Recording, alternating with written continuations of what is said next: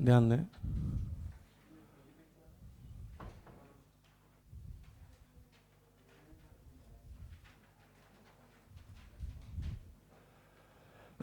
Friction basically ये सीधे सीधे बात करें तो जब कोई बॉडी ग्राउंड या किसी दूसरी चीज़ के संपर्क में आती है, दूसरी बॉडी के, जैसे मैं यहाँ पे टिक जाऊँ, ठीक, या ग्राउंड पे खड़ा हूँ तो भी, है ना,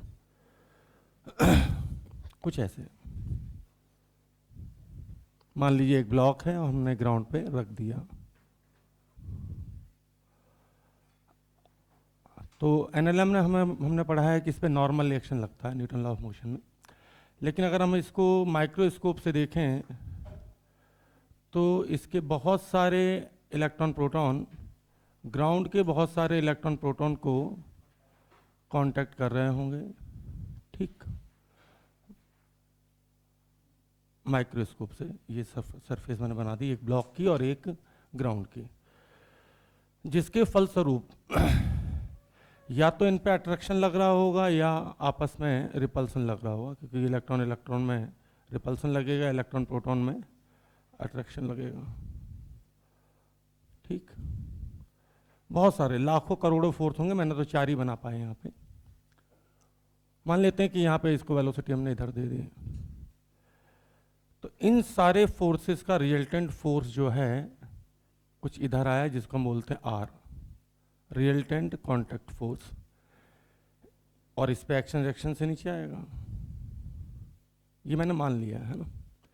इसी रिजल्टेंट फोर्स का एक कंपोनेंट कहलाया,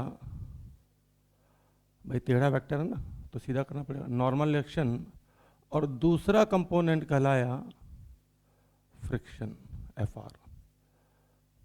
एक्शन रिएक्शन से इस पे आ गए और इस पे नीचे। हम सब अच्छे से जानते हैं कि अगर हम कोई वस्तु या किसी बॉडी को वेलोसिटी दें तो थोड़ी देर बाद वो रुक जाती है, ठीक। तो इसका मतलब है कि उस पर कोई ना कोई फोर्स लग रहा होगा या कोई ना कोई रिटार्डेशन काम कर रहा होगा। तो चूंकि मैंने वेलोसिटी इधर दी है, इसलिए मैंने अप्रॉक्सीमेशन से या समझाने के लिए फ्रिक्शन को इधर माना, क्योंकि फ्रिक्शन इधर आएगा तो फोर्स पीछे तो रिटार्डेशन आएगा तो वेलोसिटी धीरे धीरे घटेगी और ब्लॉक रुक जाएगा, ठीक। अब बात आती है कि भाई कितने तरीके के होते हैं, तो सीधी सीधी बात है 2 तरीके के होते हैं। कैसे पता 2 तरीके के होते हैं, बताते हैं। तो एक होता है स्टैटिक फ्रिक्शन, सवाल सबसे ज़्यादा इससे ही बनते हैं, और एक होता है काइनेटिक फ्रिक्शन। काइनेटिक कब लगता है? जब कोई 2 सरफेसेस के बीच में रिलेटिव मोशन हो रहा हो, कहने का मतलब घिसाई हो रही हो या रगड़ लग रही हो, तब लगता है। अगर ये हाथ मेरा ऐसे है और इसके ऊपर एक और हाथ में रख दूं और दोनों हाथ ऐसे साथ में चलें तो काइनेटिक नहीं लगेगा, क्योंकि रिलेटिव मोशन नहीं हो रहा है। लोग कहते हैं जब बॉडी चलती है तो वो काइनेटिक लगता है, गलत कहते हैं। दोनों बॉडी या दोनों सरफेसेस साथ में चलें तो भी काइनेटिक नहीं लगेगा। जब दोनों के बीच में रिलेटिव मोशन हो, रिलेटिव मोशन का मतलब है दोनों की वेलोसिटी अलग अलग हो, तो घिसेगा जब भी तो काइनेटिक लगेगा। समझ गए? आप भागते हुए कहीं छिल गए तो कौन सा फ्रिक्शन लगा? काइनेटिक। कहने का मतलब जहाँ घिसाई है, जहाँ रगड़ाई है, वहाँ काइनेटिक है, ठीक। ये हाथ दोनों सेम स्पीड से चल रहे हैं, काइनेटिक नहीं लगेगा। काइनेटिक कब लगेगा? When there is relative motion occurs between 2 surfaces in contact. जब 2 सरफेस, कोई भी 2 सरफेस, मैं यहाँ टिका हुआ हूँ ऐसे, काइनेटिक नहीं लगेगा। अब काइनेटिक लगेगा, घिसेगा, छिलेगा, तो समझो कौन सा लग रहा है? काइनेटिक। कोई भी 2 सरफेसेस जो कि कांटेक्ट में हों और उनके बीच में अगर रिलेटिव मोशन हो रहा हो, कहने मतलब एक रुका है एक चल रहा है या अलग अलग स्पीड से चल रहे हो, ठीक, तो काइनेटिक कब लगता है भैया?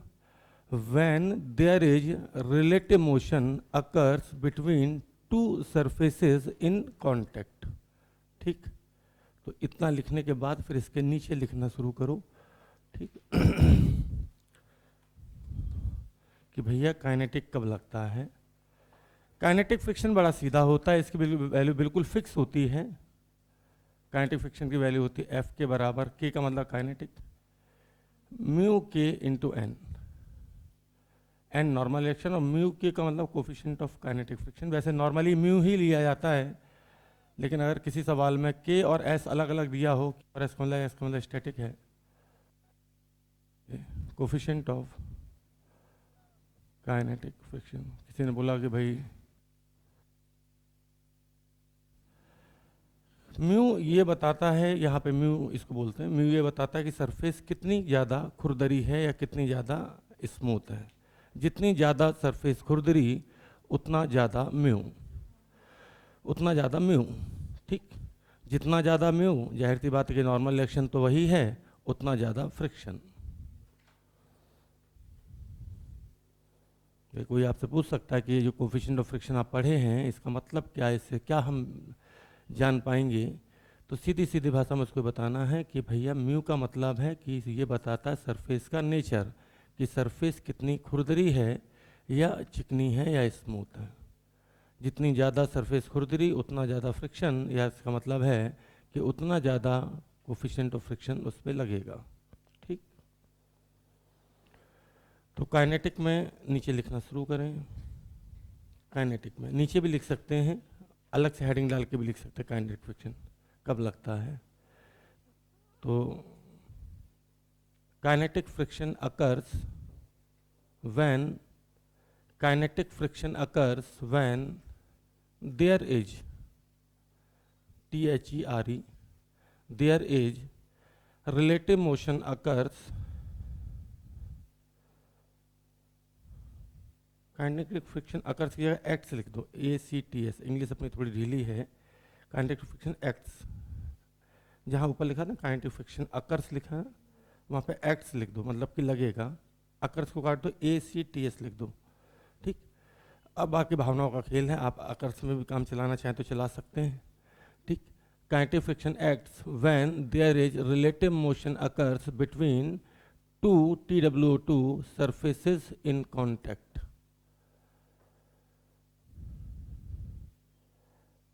ठीक है भाई, काइनेटिक फ्रिक्शन दो सरफेसेस जिनके बीच में रिलेटिव मोशन होगा तब लगेगा, ठीक। तो किस डायरेक्शन में लगेगा? ताकि रिलेटिव मोशन का अपोज कर पाए, समझना बात को, रिलेटिव मोशन का अपोज कर पाए। वो नहीं चाहता कि दो लोग अलग अलग चलें या जुदा हो एक दूसरे से। जैसे ब्लॉक है, ग्राउंड पे है और इसको वेलोसिटी आगे दी, तो अगर मैं इन दोनों पॉइंट को देखूं तो ऊपर वाले पॉइंट की वेलोसिटी आगे है ब्लॉक की, तो जो आगे भाग रहा है उस पर पीछे लगेगा, और जो पीछे भाग रहा है उस पर आगे लगेगा। भाई ब्लॉक के रेस्पेक्ट में देखें तो ग्राउंड पीछे भाग रहा होगा। किसी ने कहा इसके ऊपर एक और ब्लॉक होता तो ध्यान दीजिएगा भाई, और दोनों के पास वेलोसिटी, मान लीजिए इसके पास 8 है और इसके पास 4 है। अब तो मैं बता दूं कि अब अगर इन दोनों ब्लॉक को मैं देखूं, इन दोनों पॉइंट को, तो ऊपर वाला पॉइंट आगे भाग रहा है, नीचे वाला पॉइंट पीछे रह जा रहा है, क्योंकि 8 ज़्यादा होती है, तो ऊपर वाले पे पीछे, नीचे वाले पे आगे।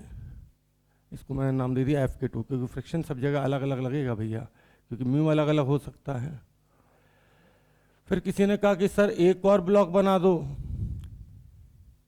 और मान लो इसकी वेलोसिटी हमने दे दी 6, अब कैसे लगेगा भाई? तो ये दोनों पॉइंट देखने अपने को, 6 ज़्यादा होता है कि 8 ज़्यादा होता है?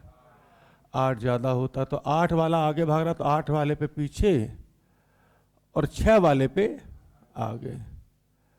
तो उम्मीद है कि आप समझ गए होंगे कि कैसे लगाना है और कितना लगाना है, ठीक। हालांकि सबको पता होता है, ठीक। तो किस डायरेक्शन में लगता है भैया ये? ताकि रिलेटिव मोशन का अपोज कर सके। It acts to oppose relative motion between surfaces in contact. It acts to oppose TO2, oppose relative motion between surfaces in contact. यह कुछ इस प्रकार से लगता है ताकि दो सरफेसेस जिनके बीच में रिलेटिव मोशन या सापेक्ष गति हो रही है उनका विरोध कर सके या उनका अपोज कर सके। It acts to oppose relative motion between two surfaces in contact. ठीक, और इसकी वैल्यू बिल्कुल फिक्स है म्यू के इंटू एन। या फिर कुछ लोग सिर्फ म्यू देते हैं, म्यू के अलग से नहीं देते हैं, तो फिर हमें सिर्फ म्यू इंटू एन लेना पड़ेगा। ठीक, कोई दिक्कत इतने में? कोई दिक्कत नहीं। चलिए स्टैटिक की बात कर लेते हैं। बस दो ही फ्रिक्शन है, स्टैटिक और काइनेटिक, क्योंकि हमें अच्छे से पता है कि ये टेबल रुकी है। एक तो हमने कोई चीज़ ग्राउंड पे छोड़ दी लुढ़का के, थोड़ी देर बाद वो रुक गई, इसका मतलब है कि उस पर लगा होगा काइनेटिक फ्रिक्शन। चलती हुई चीज़ रुक जाए तो काइनेटिक। लेकिन इस टेबल को मैंने जब देखा और इस पर कुछ फोर्स लगाया, प्रभु आपके दर्शन हमें पहली बार हुए हैं। क्या नाम है आपका? दीपांशु। ठीक, इस पे हमने कोई फोर्स लगाया, यार ये टेबल तो नहीं हिली। मैंने लगाया, आपके सामने लगा रहा हूं, नहीं हिली। इसका मतलब कोई तो है जो इसे रोक रहा है। मुझे नहीं पता, मैं पढ़ा लिखा आदमी नहीं हूं। मैंने कहा हो सकता है मैंने इधर लगाया तो उधर लगा के किसी ने रोक लिया। अब की बार फोर्स मैंने उधर लगाया, देखते रहना, अभी भी नहीं हिली। इसका मतलब है कि अब की बार किसी ने अपोज करने के लिए इधर फोर्स लगाया मेरा, और जब मैंने फोर्स नहीं लगाया तब भी नहीं हिल रही है। इसका मतलब है कि जो भी इसको रोक रहा है वो जब मैं फोर्स नहीं लगाता हूं तब तो बिल्कुल नहीं लगाता है। सही, और जब मैं लगाता हूं तो मेरे बराबर ही लगा के रोक देता है, क्योंकि मुझसे ज़्यादा लगाता तो डेफिनेटली, मुझसे ज़्यादा लगाता तो मैं इधर खींच रहा हूं तो टेबल उधर भाग जाती अगर ज़्यादा लगाया होता, क्योंकि जिधर रिजल्टेंट फोर्स ज़्यादा होगा चीज़ें उधर ही चलेंगी। फिर मैंने कहा हो सकता है ये आदमी आगे पीछे लगाता हूँ। मैं इधर आया उतर के, मैंने कहा गुरु इस साइड से ट्राई करते हैं, अभी भी नहीं हिली टेबल। मैंने कहा ये पक्का कोई समझदार व्यक्ति है, जिस डायरेक्शन में नेट अप्लाइड फोर्स है ये उसके ठीक अपोजिट फोर्स लगा के बॉडी को चलने से रोक रहा है, और उतना ही लगा रहा है जितना कि नेट अप्लाइड फोर्स है। नेट का मतलब समझते हैं? मान लीजिए मैंने इधर 20 न्यूटन लगाया और इधर ये भाई बैठे थे, इन्होंने लब भाई ने 10 न्यूटन लगा दिया। ठीक, तुम्हारा नाम आसानी से याद हो जाता है। ठीक, तो नेट कितना हुआ? 10। इधर मेरी तरफ तो फ्रिक्शन ने कितना लगाया होगा? सिर्फ 10 लगाया होगा, याद रखना। लेकिन यार औकात तो सबकी होती है, ऐसा नहीं है कि ये टेबल नहीं खिसकेगी। सबकी औकात होती है, एक लिमिट के बाद तुम्हारी भी है। किसी की औकात 350 नंबर लाने, किसी की 600 नंबर लाने की, उसके बाद हमको नहीं पड़ता है, किसी की 650। उनका औकात तो होगी। मैंने फोर्स बढ़ाया, टेबल नहीं खींची, मैंने और बढ़ाया, नहीं खींची। ठीक, इसका मतलब है कि जैसे जैसे मैं फोर्स बढ़ाता जा रहा हूँ वैसे वैसे फ्रिक्शन, स्टैटिक फ्रिक्शन की वैल्यू भी बढ़ रही है, और ठीक नेट अप्लाइड फोर्स के बराबर है इन अपोजिट डायरेक्शन। होते होते, अब नॉर्मल रिएक्शन बहुत ही ज़्यादा है यार। कौन है टाकट्टा? यही दोनों है। ठीक, नेट अप्लाइड फोर्स के, बैठ जा बेटा, बैठ जा। अच्छा खासा नॉर्मल रिएक्शन है। ठीक भाई, 50-60 मान लो तो 2 कुंटल का भार है इसमें। हाँ, ठीक, उठो जरा, उठो, पेंका उठो, हाथ में थोड़ा सा उठो। ठीक, अब नॉर्मल रिएक्शन कम हो चुका है, आप देखेंगे कि अब ये बेंच आराम से खिसक जा रही है। ठीक, कोई दिक्कत।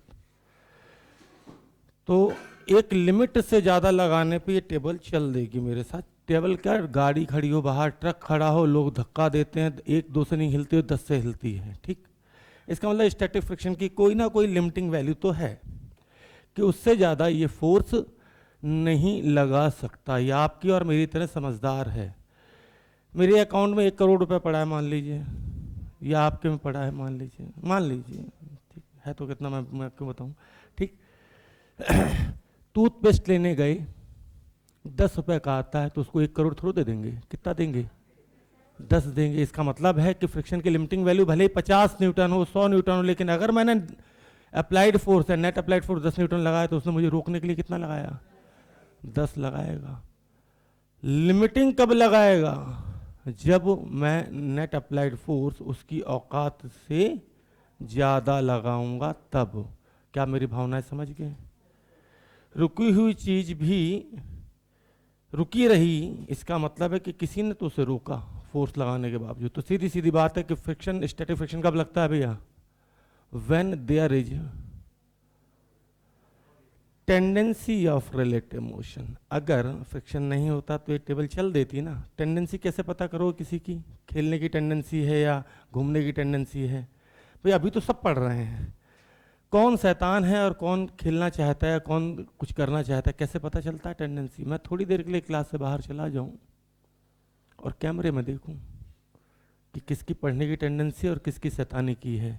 तो अगर मान लें थोड़ी देर के लिए कि फ्रिक्शन नहीं होता, तो बताओ अगर नहीं होता तो ये टेबल किधर चलती? आगे। इसका मतलब इसकी टेंडेंसी किधर है? आगे की तरफ। तो फ्रिक्शन ने इसको पीछे की तरफ लग के रोका होगा। तो when tendency of relative motion, relative motion नहीं हो रहा लेकिन रिलेटिव मोशन की टेंडेंसी है, ठीक। तो स्टैटिक में लिखिए भी, static friction acts when there is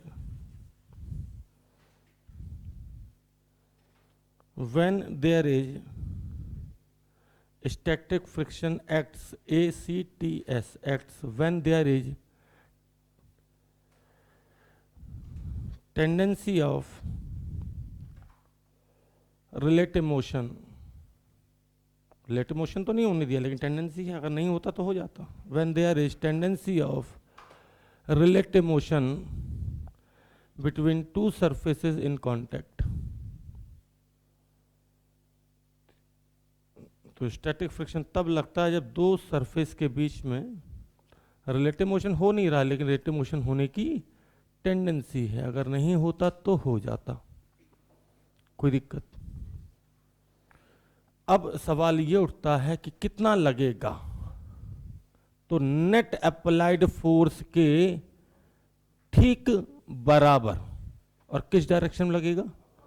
opposite direction में लगेगा। तो मैं यहां पे एफ एस की वैल्यू लिखने जा रहा हूँ। एक तो टीटू भैया इतनी इंक भरते हैं कसम से, होली खेल लो।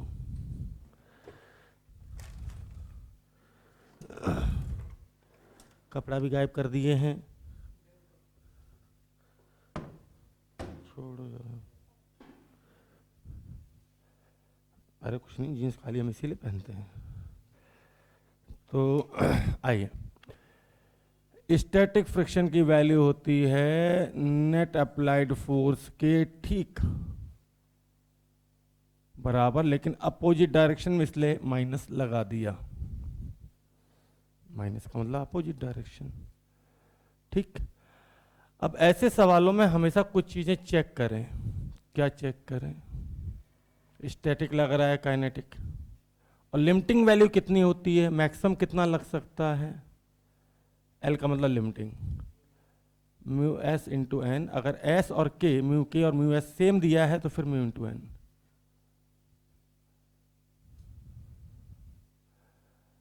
सौ में से 2 सवाल ऐसे होते हैं जिसमें म्यू एस और म्यू के अलग देते हैं, नहीं तो नॉर्मली म्यू ही देते हैं। कितनी लग सकती है इसकी वैल्यू? तो 0 से, भाई मैंने फोर्स नहीं लगाया तो कुछ नहीं लगा, 0 से लेके मैक्सिमम जितनी लिमिट है उतनी लग पाएगा ना। म्यू एन के बीच में कुछ भी, 0 से लेके म्यू एन के बीच में कुछ भी। एक, तुम कितना पैसा खर्च कर सकते हो? तुम्हारे अकाउंट में 1 करोड़ है तो लिमिट हो गई 1 करोड़, इससे ज़्यादा तो खर्च ही नहीं कर सकते। तो 0 पैसा भी खर्च कर सकते हो। कुछ सामान खरीदना ही नहीं है तो 0 पैसा खर्च करेंगे। और या फिर 10 रुपये का टूथपेस्ट है तो 10 रुपये, 50 रुपये का कोई सामान तो 50 रुपये, 2 लाख का कोई सामान है तो 2 लाख, 10 लाख की होंडा सिटी है तो 10 लाख, ठीक। उससे ज़्यादा नहीं करेंगे। समझदार हैं। फ्रिक्शन भी आपकी ही तरह है। ऐसा नहीं है कि 10 लाख की होंडा सिटी है और 1 करोड़ ले जा, 50 लाख ले जा तुम, ऐसा नहीं करना है, ठीक। उम्मीद है आपको बात समझ में आ गई होगी।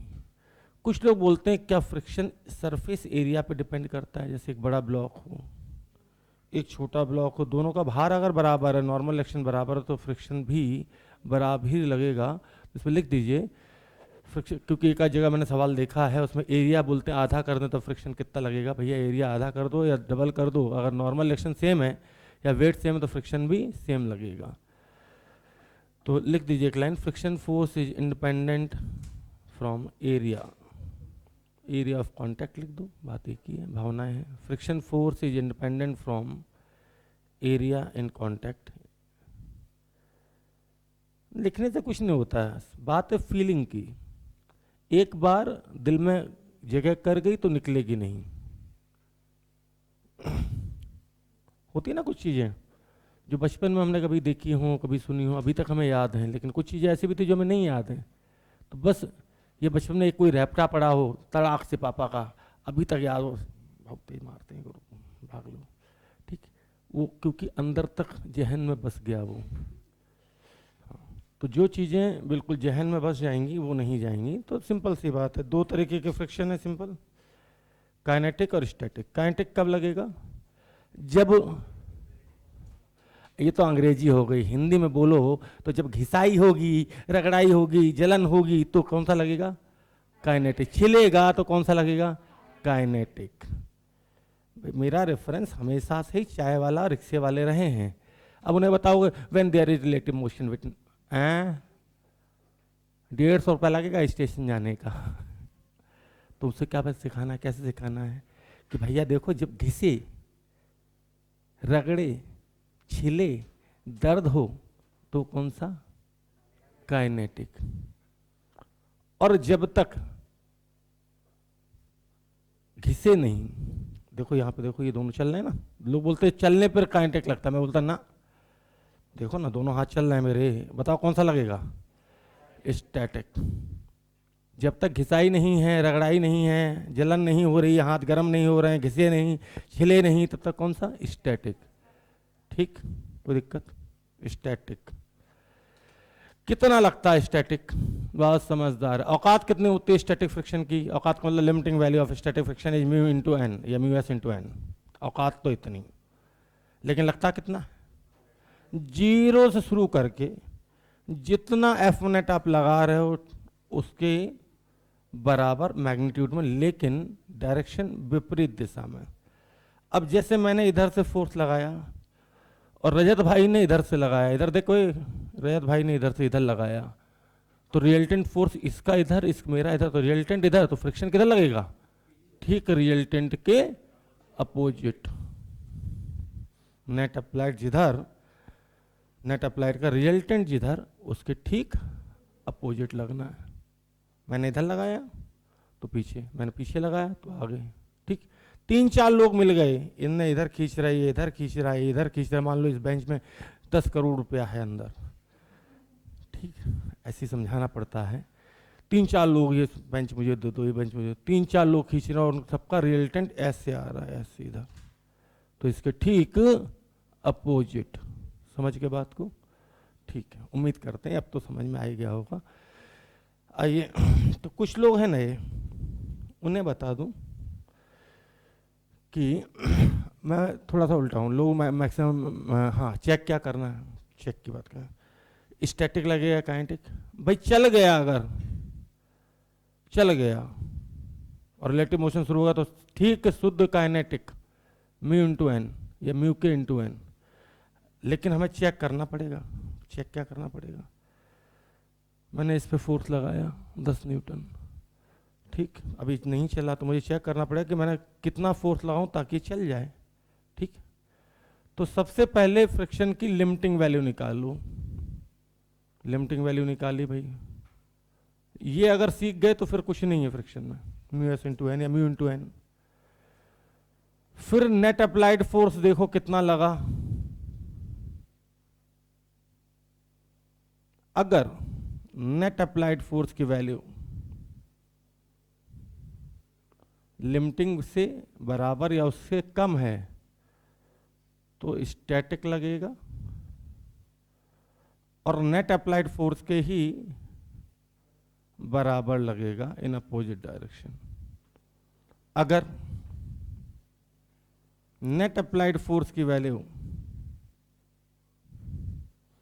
लिमिटिंग से ज़्यादा हो गई तो फिर मान लेना कि अब ये पूरी औकात लगा के भी नहीं रोक पाएगा तो चल देगी चीज़ें, ठीक।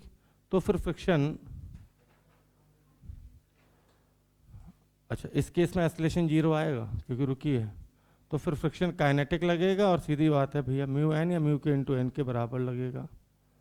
और फिर उस समय एक्सेलरेशन आपको निकालना पड़ेगा कितना आ रहा है, ठीक। अगर किसी ने वेलोसिटी दे दी, शुरू में ही वेलोसिटी दे दी, अब चाहे किधर भी फोर्स लगाओ, वेलोसिटी का मतलब ही है कि रिलेटिव मोशन हो गया, ठीक।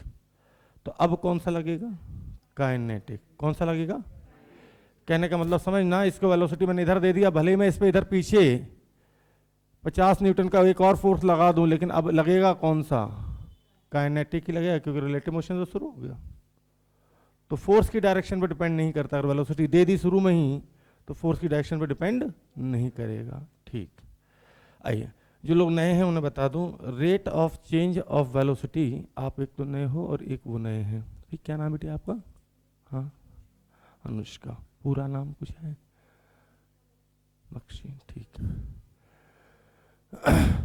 रेट ऑफ चेंज, तुम आ रही थी क्या, ये आ रही थी क्या क्लास में, कितने दिन से, अच्छा मास्क आज हटाया होगा फिर, पक्की बात है, मास्क लगा के बैठे रहे होगे, कितनी क्लास आई तुम,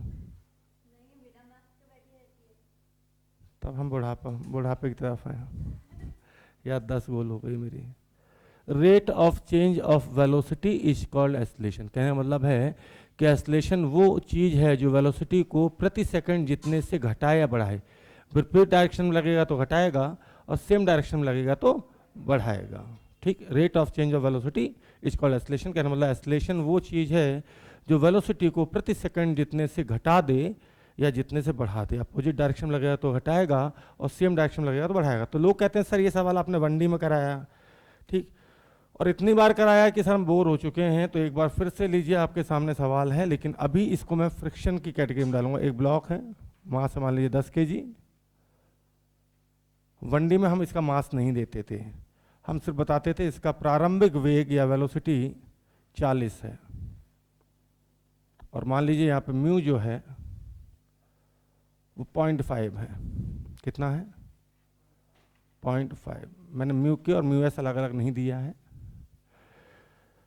तो ये बात सच है कि भाई वेलोसिटी आगे है तो फ्रिक्शन पीछे लगेगा। अब देखना 1D में और सवाल में क्या अंतर है, कोई अंतर नहीं है, यहाँ पे हमें रिटार्डेशन खुद निकालना पड़ रहा है, और 1D में रिटार्डेशन 5 मैंने खुद से बोल दिया था, बस यही अंतर है। काइनेमेटिक्स में बिना कॉज जाने रिटार्डेशन है, किसकी वजह से ब्रेक लगाया, फ्रिक्शन की वजह से, किसकी वजह से, हम ये नहीं जानते थे। मैकेनिक्स में हमें ये जानना है, ठीक। तो ये बात सही है कि वेलोसिटी आगे दी तो फ्रिक्शन पीछे लगेगा, फ्रिक्शन पीछे लगेगा तो रिटार्डेशन भी पीछे ही आएगा, ठीक। फ्रिक्शन की वैल्यू कितनी है तो आपको बता दें, mu into N, mu 0.5 into normal action 100 50, mu 0.5 into normal action 100, तो म्यू इंटू एम जी। तो रिटार्डेशन आएगा भैया, अब फोर्स पता चल गया, फोर्स को फिर मास से डिवाइड करोगे तो रिटार्डेशन आ जाएगा 5। लेकिन अगर कोई ऐसे कर रहा है तो गधा है, इतनी मेहनत मैं तो नहीं करता, मुझे अच्छे से पता है फ्रिक्शन की वैल्यू है mu M G, mu into N, N M G के बराबर, और रिटार्डेशन आएगा डिवाइडेड बाई एम करेंगे तो एम से एम कट गया, मतलब कि रिटार्डेशन आएगा म्यू इंटू जी। और ये भी क्यों करूं, सिर्फ पॉइंट ही तो हटाना है, जी 10 होता है तो म्यू अगर कोई 0.5 देगा तो रिटार्डेशन 5, म्यू अगर कोई 0.6 देगा तो रिटार्डेशन 6, म्यू अगर कोई 0.67 देगा तो रिटार्डेशन 7, म्यू अगर कोई 1 दे देगा तो रिटार्डेशन 10 से ही तो मल्टीप्लाई करना है। पहले गधाई की तरह मैं फ्रिक्शन फोर्स की वैल्यू निकालूं फिर मास से डिवाइड करूं, क्या मतलब निकल रहा है। मैं हर जगह छोटी छोटी मेहनत बचाता हूं। तो रिटार्डेशन म्यू जी, भाई friction force mu into N, N की वैल्यू एम जी, तो म्यू एम जी, अब डिवाइडेड बाई एम करेंगे रिटार्डेशन के लिए, फोर्स डिवाइडेड बाई मास, तो म्यू जी। तो फ्यूचर में कोई कहे कि म्यू की वैल्यू 0.1 तो रिटार्डेशन 1, म्यू की वैल्यू 0.5 तो रिटार्डेशन 5, म्यू की वैल्यू 2 तो रिटार्डेशन 20, 2 इंटू 10 करेंगे तो 20, सीधे छूटते ही। समझ के बात को, 2 को 2.0 की नहर से देखा करें, 2 को 2 की नहर से ना देखा करें, 2.0 तो पॉइंट हटा दोगे तो 20 बचेगा। ठीक, तो इस तरीके से मेरा हमेशा मकसद ये रहता है कि यार दूसरे से कैसे तेज खेल पाए। हाँ ठीक है, बाकी गधे कर रहे होंगे म्यू एम जी, फिर फ्रिक्शन निकाल के 50 डिवाइडेड बाई फिर मास 10, 5 आ जाएगा, आ तो सबका जाता है, फास्टेस्ट कौन खेलेगा। तो रिटार्डेशन 5, यही रिटार्डेशन मैंने 1D में डायरेक्ट दे दिया था आपको, 1D में डायरेक्ट दे दिया था। इसका आंसर सीधे टिक कर देना, क्या खुल के बैठा है, ये ऊपर जो सवाल है ये कोने में पुली का ये सवाल है, इसका ट्रिक बता तो रखी है। अरे पुली वाला ये कोने पे, हाँ करो तभी खोलो, हर जगह नहीं खोलना होता है। ठीक है रेत भैया, हाँ, कोई भी चीज हो, मिठाई खानी है तो डिब्बा खोलो, पहले से खोल लोगे तो चीटे लग जाएंगे, क्या मतलब है, एंड एक्सेट्रा एंड एक्सेट्रा। तो सवाल है कि कितनी देर में रुक जाएगा, find the time taken by block to stop. तो भैया 8 सेकंड, 8 ऐसे क्योंकि 1 सेकंड में 5 घटाएगा तो 40 को 0 बनाने में 8 सेकंड लगेंगे, 5 अट्ठे 40, तो बस 5 का टेबल आना चाहिए। तो लोग कहते हैं सर फ्रिक्शन में, सर देखो सर आपने इस टाइप का सवाल नहीं करा। मैं कहूँगा यार मैंने सब कराया है, बंडी में ही करा दिया था। 8 सेकंड। किसी ने पूछा 2 सेकंड के बाद इसकी वेलोसिटी क्या होगी, तो 1 सेकंड में 5 घटाता है तो 2 सेकंड में 10 घटा देगा। 10 घटने के बाद मेरी जेब में 40 रुपए थे, 10 घट गए तो बचेगी 30। जाहिर सी बात है जितने सवाल मैंने वनडी में कराए थे उतने तो नहीं करा पाऊंगा। किसी ने बोला 4 सेकंड में कितनी घटाएगा, तो मैंने कहा 4 सेकंड में 5 के हिसाब से 20 घटाएगा, और 40 थी तो 20 घट गया, तो मेरे पास बचा 4 सेकंड के बाद अगर कोई पूछे वेलोसिटी 20। तो एक तो ये सवाल हो गया भाई। इसमें खूब सारे सवाल जितने हमने वनडी में किए थे उतने यहाँ पे कर सकते हैं। वनडी में आपको याद हो 10-12 सवाल इसी के अंदर थे। किसी ने बोला कि पहले 2 सेकंड में या रुकने से पहले कितना चलेगा, तो आपको बता दें जो लोग नए हैं उन्हें बता दूं कि मैं S = UT + ½ AT स्क्वायर नहीं यूज करता। V² = U² + ट्वाइस S भी यूज नहीं करता, मैं सीधे यूज करता हूँ V एवरेज × T। एवरेज कैसे निकालते हैं, initial plus final divided by 2, और नहीं तो बीच में घुस जाओ। 40 और 0 ठीक बीच में आता 20 और टाइम लगा 8 सेकंड, तो 20 अट्ठे 160। आप चाहें तो यही फार्मूले से भी कैलकुलेट करके देख सकते हैं, लेकिन फार्मूले में हमेशा टाइम लगेगा। 20 अट्ठे 160 नहीं कर सकते, 2 अट्ठे 16, 0 फ्री में। ठीक, रुकने से पहले ब्लॉक कितना चला, शुरू के 2 सेकंड में कितना चला, 70। ये आंसर एक्चुअली में आ क्यों रहे इतनी जल्दी, उसका कारण है कि मेथड वर्क करते हैं, इंसान नहीं। कार उठानी है तो 4 पहलवान नहीं चाहिए बेटा, जैक चाहिए, वो भी हाइड्रोलिक।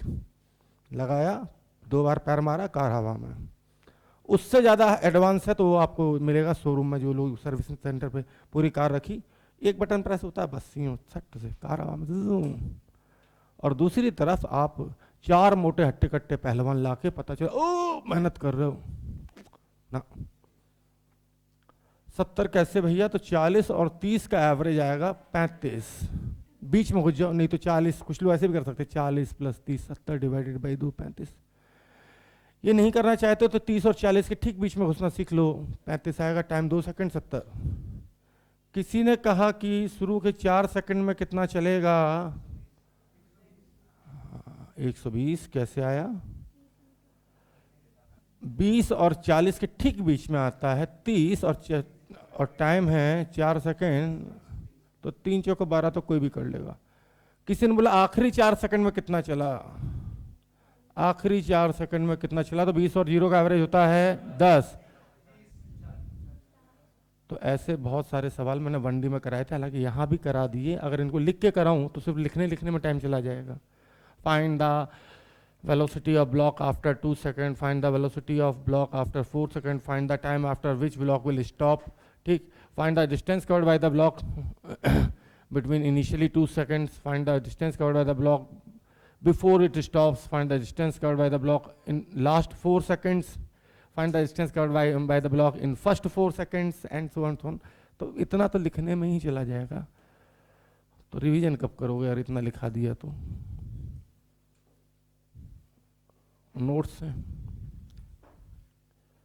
कहने का मतलब बम साइज में हो इतना छोटा और आवाज का धड़ा, एक होता इतना बड़ा, आवाज नहीं, वो नहीं करना है। उम्मीद करते हैं आप समझ गए होंगे बात को। आइए अब हम इंक्लाइन पे चलते हैं। जब नॉर्मल सरफेस पे दौड़ा लिया तो इंक्लाइन पे क्यों नहीं? याद रखना, फिर से कोई फार्मूला नहीं लगाना है अपने को, ठीक?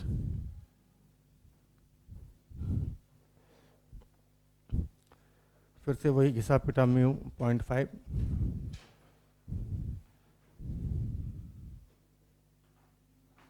ये ब्लॉक है। एक शीट में जो है मास नहीं दिया था, तो एक बच्चा मेरे पास कंप्लेंट लेके आ गया कि सर मास नहीं दिया है तो हम कैसे निकालें? हम कहे गधे इंसान, मास की जरूरत है क्या भाई? म्यू एम जी करोगे डिवाइडेड बाई एम करोगे, म्यू जी तो बचिया। लेकिन याद रहे इंक्लाइन पे sine theta cos theta effect डालते हैं। म्यू 0.5 और ये एंगल है 37 का, ठीक। t बराबर 0 पर मैंने इसको वेलोसिटी दे दी, मान लीजिए 40, वही किसी पे थी 40। तो अब सवाल ये आता है कि कितनी देर बाद ये ब्लॉक इंक्लाइन पे रुक जाएगा, ये टाइम आप बता दीजिए। जब टाइम बता ही रहे हो, इतना शुभ काम कर ही रहे हो, तो ये भी बता दीजिए कि कितनी डिस्टेंस चल के रुकेगा।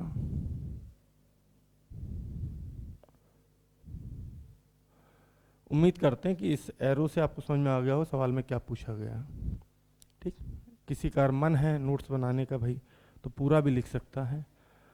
Find the time taken by the block before it stops and find the distance traveled by the block before it stops on inclined plane. या distance traveled by the block। तो ऐसे हम लोग करते हैं जब खाना पूर्ति करनी होती है। कहना मतलब टाइम पास करना हो तो ऐसे करो, क्योंकि आप जो करोगे बच्चा वही करेगा बेचारा।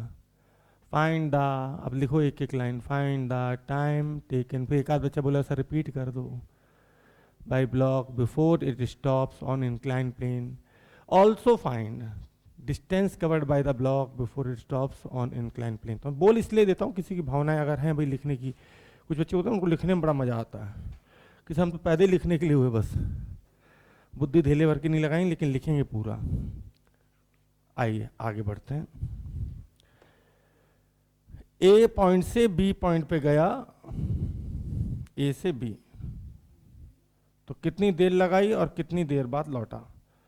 अब वापस भी तो आएगा, ऐसा तो नहीं कि वहां जाएगा रुकेगा तो वापस नहीं आएगा। जैसे मार्कर को मैं नीचे से ऊपर फेंकूं तो ऊपर जाता ऊपर जाता ऊपर जाता, फिर एक जगह इसकी वेलोसिटी 0 होती है। फिर 0 होने के बाद क्या होता है, ये वापस भी आता है। तो साथ में हमें ये भी बताना है कि बी से ए तक आने में, वापस आने में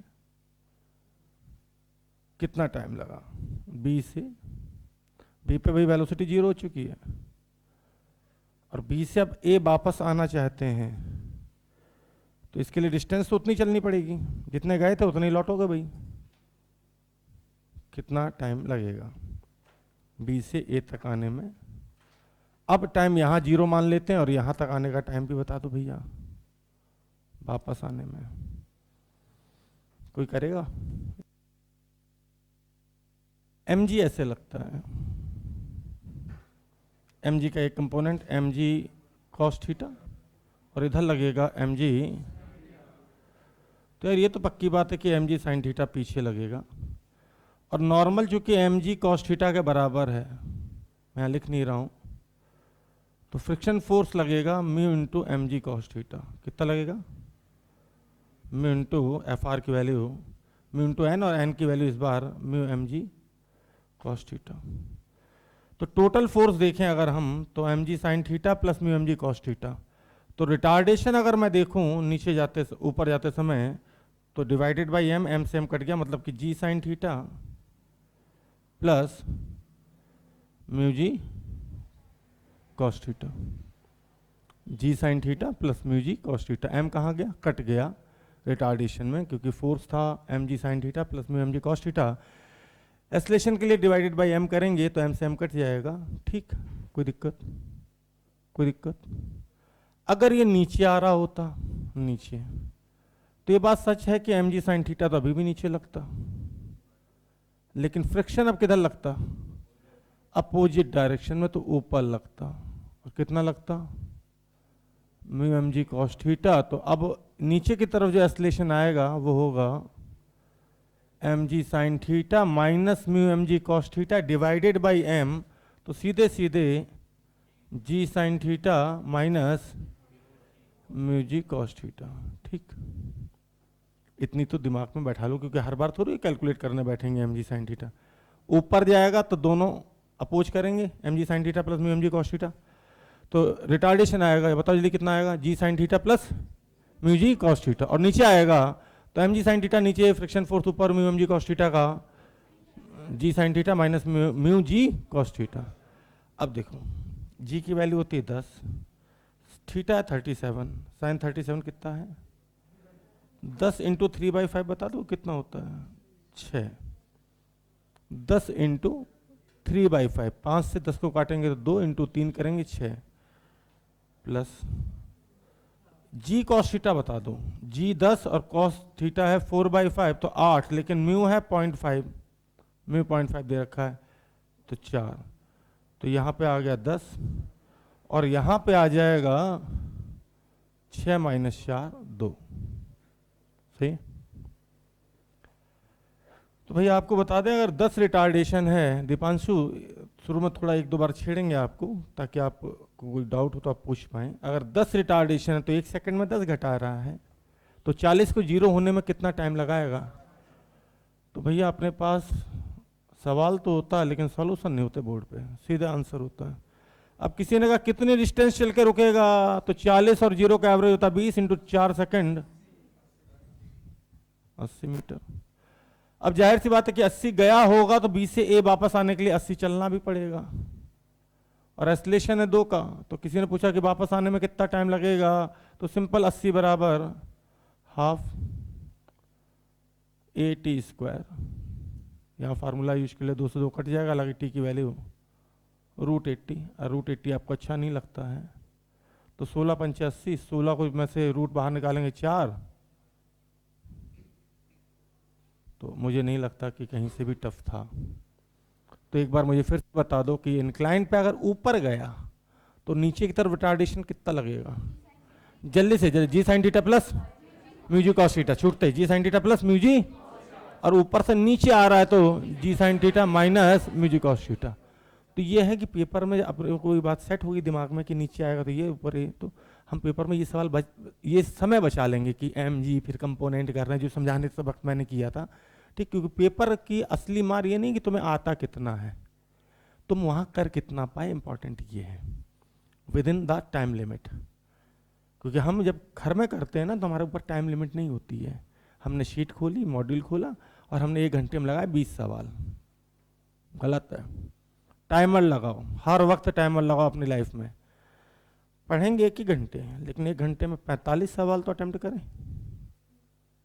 खुद देखो ना, तुम सोचते हो पेपर में सर हमसे 45, ऐसा कभी होता है? ये हमने हॉरिजॉन्टल पे भी चला लिया, इंक्लाइन पे भी चला लिया, जिसमें हमें कोई दिक्कत नहीं कहीं से कहीं तक।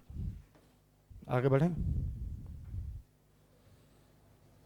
अगर चल रहा है तो 100% कौन सा लगेगा भैया? काइनेटिक ही लगेगा, कुछ भी हो जावे। रुका है तो चेक करना पड़ेगा कि भाई फोर्स जो है, क्या चेक करना पड़ेगा? सबसे पहले उसकी औकात चेक करो कितनी है, फिर ये देखो कि नेट अप्लाइड फोर्स कितना है और किस दिशा में या किस डायरेक्शन में है।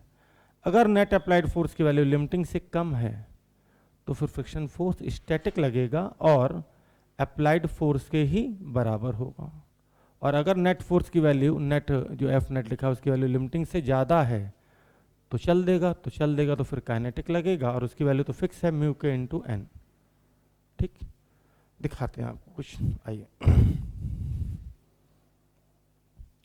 बहुत ही छोटा सा एग्जांपल, ये सब कराते हैं इसलिए मैं भी कर रहा हूँ। एक ब्लॉक ले लेते हैं 10 kg का, म्यू वही 0.5। यहाँ पे एफ को मैं लगातार चेंज करूँगा, म्यू की वैल्यू 0.5, या कहें तो म्यू के 0.5 ले लेते हैं चलो, और म्यू एस 0.6 ले लेते हैं। इसका मतलब है काइनेटिक फ्रिक्शन होगा 50, क्योंकि नॉर्मल रिएक्शन 100 भी है ना, तो 100 इंटू 0.5 करेंगे तो 50, और लिमिटिंग वैल्यू होगी 60,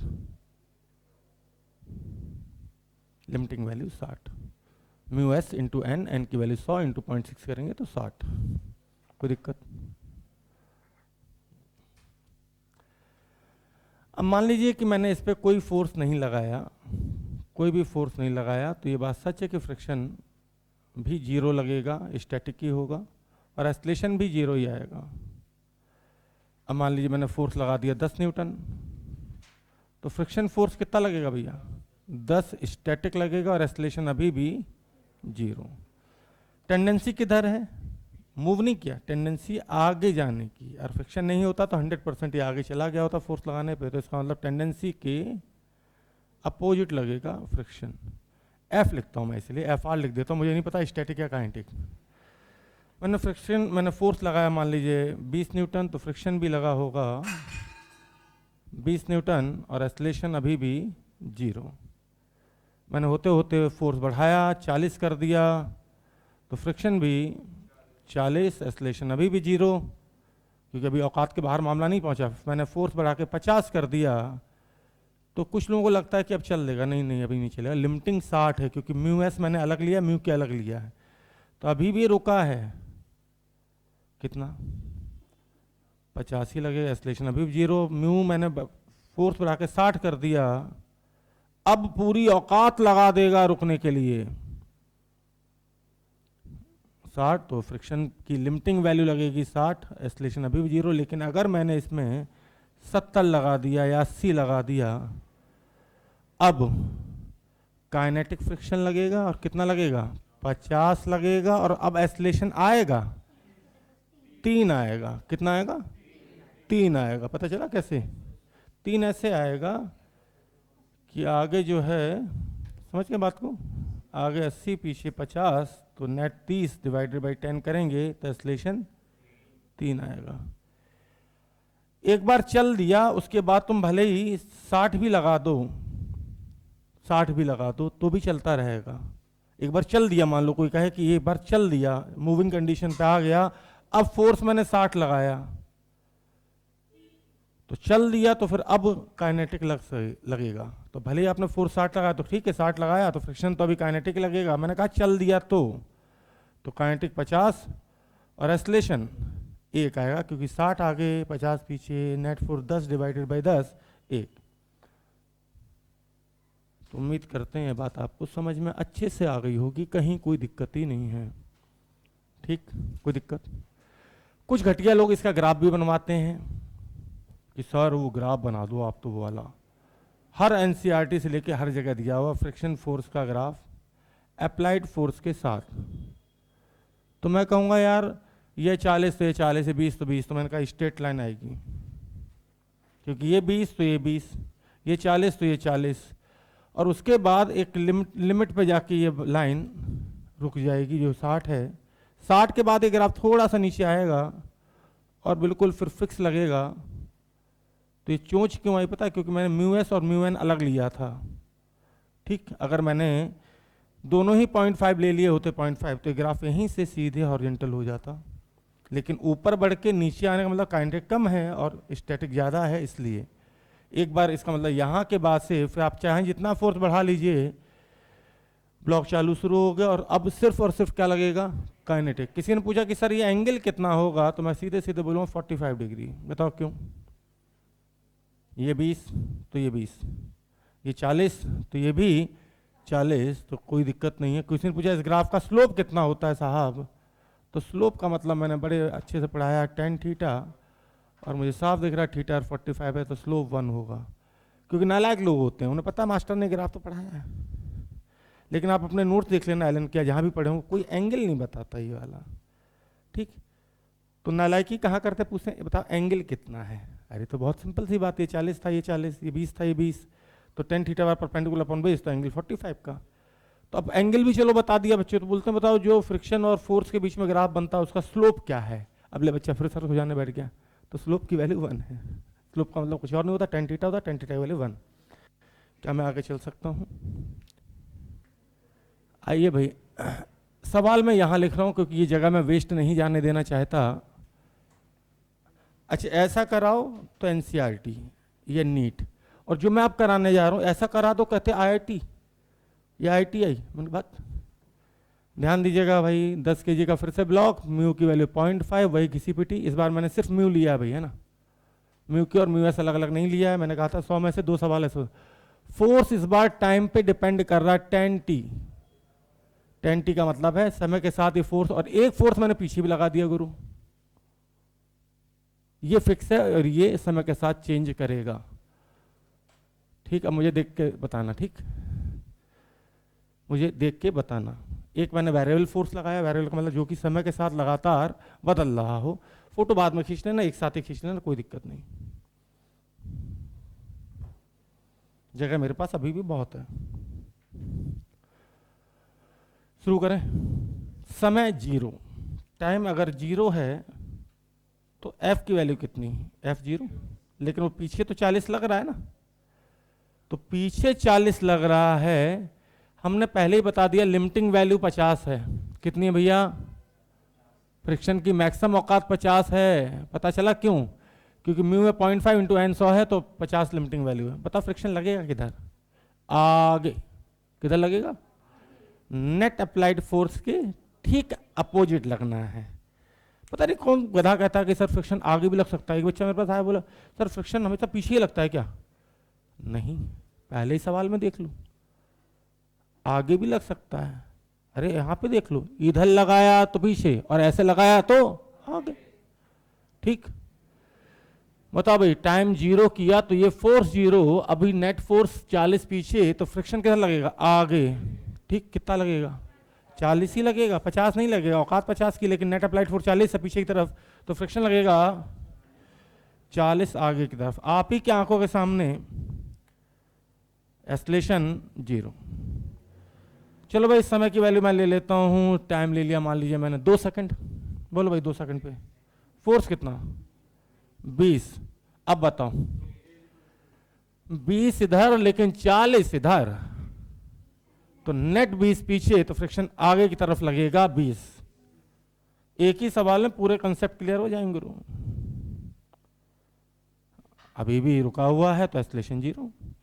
अगर मैं टाइम ले लूं 4 सेकंड अब फ्रिक्शन लगेगा ही नहीं। बताओ क्यों नहीं लगा? अरे लगेगा तो जो नेट अप्लाइड फोर्स लगे तब लगेगा ना। नेट अप्लाइड फोर्स कितना है? मैंने फोर्स बोला ही नहीं, मैंने हमेशा क्या बोला है? Net applied force. 4 सेकंड पे 4 इधर 40 इधर, तो 40 इधर 40 इधर, आपस में फोर्स कैंसिल हो गए, तो फ्रिक्शन को लगने की जरूरत क्या? ऐसे भी सवाल घुमा फिरा पूछ लेते हैं, बताओ किस टाइम के बाद यहाँ फ्रिक्शन लगेगा ही नहीं? तो वो टाइम है 4 सेकंड। फ्रिक्शन तब नहीं लगेगा जब नेट अप्लाइड फोर्स 0 हो, और वो नेट अप्लाइड फोर्स 0 कब होगा? जब इधर 40 हो तो इधर भी 40 लगे, इधर 40 करने के लिए टी की वैल्यू 4 सेकंड। ऐसे घुमा के सवाल पूछ लेते हैं, सवाल में ज्ञान बिल्कुल नहीं, लेकिन लोग वहां पे चकरा जाते हैं, अरे यार ऐसे कैसे फ्रिक्शन लगेगा ही नहीं, ठीक। एक्सेलरेशन अभी भी 0, आप देख सकते हो। चलो भाई 6 सेकंड पे आ जाओ जरा। टाइम अगर 6 सेकंड हो जाए तो, 6 सेकंड हो जाए तो, अब 6 पे 60 इधर 40 पीछे, तो नेट 20 आगे, अब फ्रिक्शन लगेगा पीछे। आपकी आंखों के सामने ही मैंने एक ऐसा एग्जांपल लिया जिसमें कभी फ्रिक्शन आगे लगा, कभी लगा ही नहीं, और कभी पीछे लगा। तो अब फोर्स हो गया 60, पीछे लगा था 40, तो अब फ्रिक्शन लगेगा पीछे। नेट फोर्स आगे की तरफ, तो फ्रिक्शन 20 पीछे। देख सकते हो आप, समय का खेल है, कभी पीछे लग रहा था, कभी आगे लग रहा है, कभी लग ही नहीं रहा, सब समय का खेल है। लोग सही बोलते हैं, एक्सेलरेशन 0। चलो भाई, समय ले लिया मैंने, मान लीजिए 9, इतनी जल्दी 8, ठीक। 80 आगे, 40 पीछे, तो नेट 40 आगे, तो फ्रिक्शन पीछे 40। भाई मुझे दिखाना है ना तुम्हें कि देखो कभी 40 आगे था, कभी 40 पीछे, एस्लेशन हालांकि अभी भी 0, कोई दिक्कत। जगह की अत्यंत कमी, तो मैं इस टेबल को इधर कहीं बना देता हूँ, ठीक। बता भाई, समय अब मैंने ले लिया, कितना ले लूँ, समय ले लेता हूँ 9 पे बताओ क्या होगा, 9 पे, सब छोड़ दो, बस 9 पे बता दो, समय लिख रहा हूँ, फ्रिक्शन लिख रहा हूँ। 9 पे 50 आगे, 9 पे 50 आगे, तो फ्रिक्शन अब लिमिटिंग वैल्यू पे लगेगा, पीछे कितना 50, हालांकि ब्लॉक अभी भी रुका हुआ, कोई दिक्कत। फोर्स तो तुम कैलकुलेट कर ही लोगे, इसलिए मैंने नहीं रखा। अगर मैं समय ले लूँ अब 10, अब क्या होगा, अब काइनेटिक लगेगा कितना, 50 ही लगेगा, काइनेटिक वैल्यू की, काइनेटिक फ्रिक्शन वैल्यू में इंटू एन। और अब एस्लेशन आएगा, और कितना आएगा, 1 आएगा, क्योंकि जैसे तुमने इसको 10 लिया तो 100 आगे, 40 पीछे, तो नेट 60 आगे, जबकि औकात है रोकने की मैक्सिमम 50 तक, तो 50 लग के पीछे लगेगा काइनेटिक।